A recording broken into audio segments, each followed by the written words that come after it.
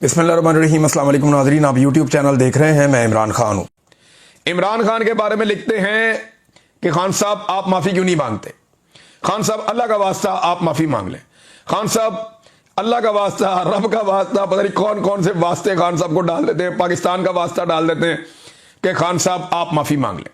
ये सुहेल बड़ाइच का कॉलम आता है, नवाज शरीफ के दौर में कॉलम आता है, वो ताहाल जीत नहीं सका मगर वो शिकस्त तस्लीम करने को तैयार नहीं।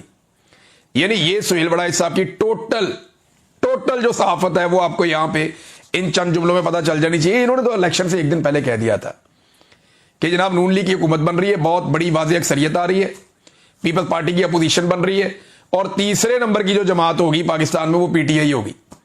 ये एक दिन पहले का इस महा तज्जियाकार का तज्जिया है सुहेल बड़ाइच का, इलेक्शन से एक दिन पहले का। सुहेल बड़ाइच का इलेक्शन से एक दिन पहले का जो महा तज्जिया था वो ये था कि पहले नंबर की जमात नून लीग, सादा अक्सरियत, वो हुकूमत बना लेंगे। दूसरे नंबर की जमात जो है वो पीपल्स पार्टी, बिलावल जो है वो अपोजिशन लीडर बनेगा और तीसरे नंबर की घटिया तरीन जमात, फारग तरीन पीटीआई। अगले दिन लोगों ने वो लितरॉल की अगले दिन लोगों ने कि पाकिस्तान की सबसे बड़ी वाज़ेह अक्सरियत के साथ, 2/3 अक्सरियत के साथ अवाम ने वोट डालकर पाकिस्तान तहरीक इंसाफ को जितवा दिया। फिर इनके मालिकों ने इतनी धांधली की कि टका के धांधली करने के बावजूद पाकिस्तान तहरीक इंसाफ को फिर भी ये 90 सीटों से नीचे नहीं ला सके और फिर भी पाकिस्तान तहरीक इंसाफ कौमी असेंबली में सबसे बड़ी जमात बनकर गई। ये तो इनका टोटल तज्जिया या औकात है। और ये इतनी इधर उधर ऐवानों के अंदर बैठ के वजीर आजम के साथ फोटो ले लिया, इसके जहाज में फिर लिया, उसके हेलीकॉप्टर में बैठ गए, उसके पास नाश्ता कर लिया, उसके पास खाना खा लिया, रात का खाना वहां पे तय वहां पे खा लिया, फलाने ने मुफ्त टिकट दे दिया, फलां जगह पे ट्रेवल कर लिया। ये इतनी सहाफत है बस।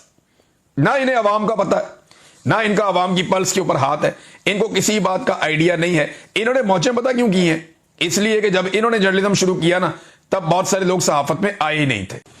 अलीमा खान साहबा को फिर गिरफ्तार किया गया, इमरान खान साहब की बहनों को, दोनों को। नौरीन खान साहबा थी, अलीमा खान साहबा थी।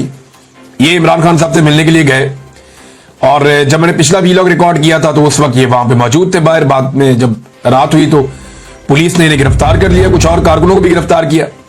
बाद में कारकुनों को रिहा किया गया और इमरान खान की बहनों को ले जाकर चक्री के पास रिहा कर दिया गया। ये पुलिस ने वतीरा बना लिया कि इमरान खान साहब की बहनों को गिरफ्तार कर लेते हैं, फिर गाड़ी घुमाते रहते हैं, फिर जाके 100 किलोमीटर दूर कहीं पे उतार के भाग जाते हैं। तो अभी तक तो यही सिलसिला चल रहा है। लेकिन इमरान खान की बहनें जो है वो हर दफा बड़ी बहादुरी से गिरफ्तारी दे देती हैं। वो किसी किस्म का जो है वो उनके अंदर खौफ नजर नहीं आता।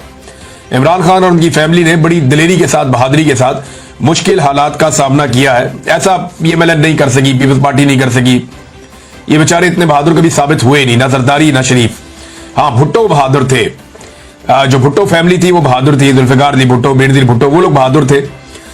मुर्तजा भुट्टो, शाहनवाज भुट्टो, वो लोग बहादुर थे।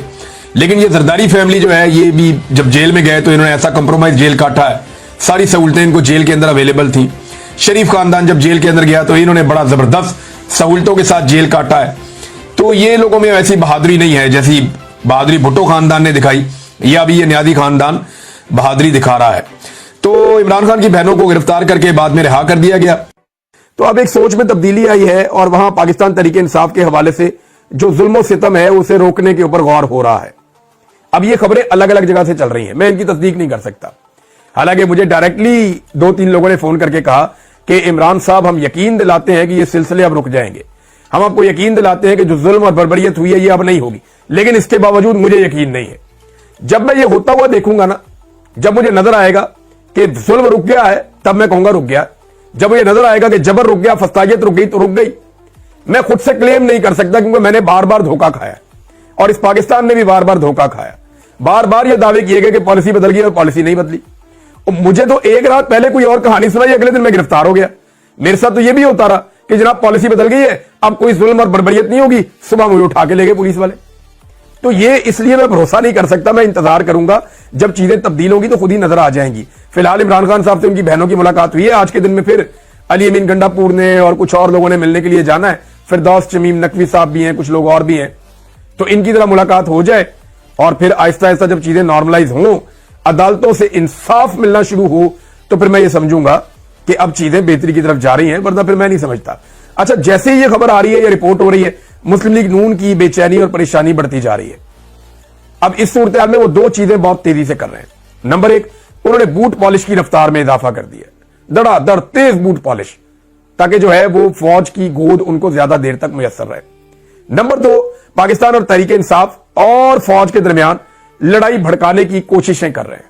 अब 9 मई को उठाएंगे, ये उठा वो उठा, ये कर, कुछ ऐसे बयानात दे, कुछ ऐसी चीजें कर जिसके नतीजे में पाकिस्तान तहरीक इंसाफ के लोग फौज के बारे में या इदारों के बारे में कुछ कहें तो उसको प्रमोट किया जाए, उसकी पब्लिसिटी की जाए। तो यहां पाकिस्तान तहरीक इंसाफ को भी थोड़ा मोहतात होना पड़ेगा, क्योंकि पीएमएलएन कभी नहीं चाहेगी कि फौज के साथ उनके ताल्लुकात नॉर्मलाइज हों और फौज अपनी आईनी हुदूद में वापस जाए।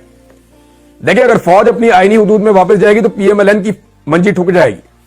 वजह यह है कि इनको अब वो फौज सूट ही नहीं करती जो आईनी हुदूद में हो। फौज अगर आईनी हुदूद में गई तो इनको इलेक्शन कौन जितवाएगा?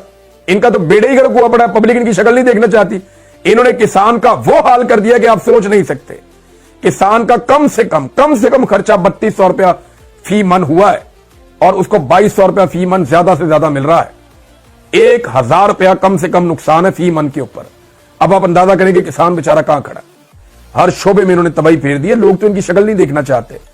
तो अब ये चाहते हैं कि जितनी देर लड़ाई चल जाए एस्टेब्लिशमेंट की, फौज की, पीटीआई के साथ, उतना इनका फायदा है। वो बार बार अपनी पार्टी के अहदेदारों को एक ही बात करते हैं, क्योंकि वो ये जानते हैं कि फैसला सड़कों पे होगा। अभी भी उन्हें यही लगता है।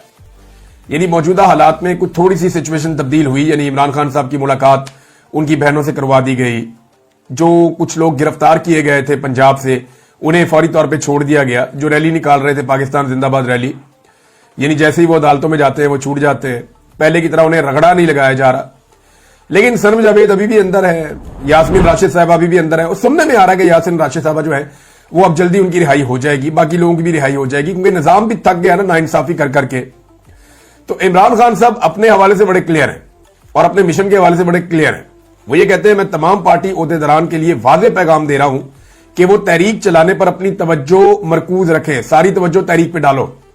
मेरी पहली तरजीह तहरीक और पार्टी की तंजीमें नो है। जुनेद अकबर पर मुझे पूरा एतमाद है। अगर वो तंजीमी जिम्मेदारियों पर फोकस रखने के साथ पब्लिक अकाउंट्स कमेटी भी चला सकते हैं तो ये अच्छी बात है। यानी अगर दोनों काम कर सकते हैं तो कर लें। लेकिन फोकस इमरान खान साहब ने कहा कि मेरी तरजीह यह है कि तहरीक चले और तंजीम साजी पार्टी की बेहतर हो। ये जनाब इमरान खान साहब की अहले खाना से और वकला से मुलाकात हुई और मुल्क में जारी लाकानूनियत और फस्तायत पर उन्होंने जो गुफ्तगू की वो ये वाली थी। तो ये जनाब इमरान खान साहब का स्टेटमेंट आपके पास आ गया। अब देखें आप, इमरान खान साहब के बच्चों ने जो इंटरव्यू दिया वो कल से लेकर अब तक पूरी दुनिया में वायरल है।